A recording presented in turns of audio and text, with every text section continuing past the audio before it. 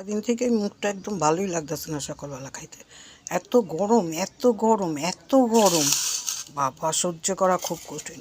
কালকে কি হইলো, ওইটুক বৃষ্টি হইলো ছিটাফোটা, আর একটুখানি হাওয়া ছাড়লো, শরীরও না ঠান্ডা হইলো না বাইরে হাওয়াতে বাইরের ঘর বাড়ি ঠান্ডা হইলো। যাক গে, সকালবেলা তো কিছু খাইতে হইব, পেট তো আর মানবে না। কটা রুটি নিয়ে নিলাম, বেশি নমুনা, গরমে একদম মুখের মধ্যে রুচি লাগে না খাইতে, তো খেতে হবে, তাই এই যে রুটি নিয়ে নিলাম, আর সঙ্গে নিলাম আম, সব অল্প অল্পই নিলাম, আর নিলাম ডিমের অমলেট। এটাই আমি সকালবেলা খাই, তারপরে দেখা যাক। মাখন নিয়েছিলাম কিন্তু মাখন মাখবো না, মুখটা একদম ভালো লাগছে না খেতে গরমের মধ্যে। যা নিয়েছি এই আমি খাই, সকালে আমার এই ব্রেকফাস্ট।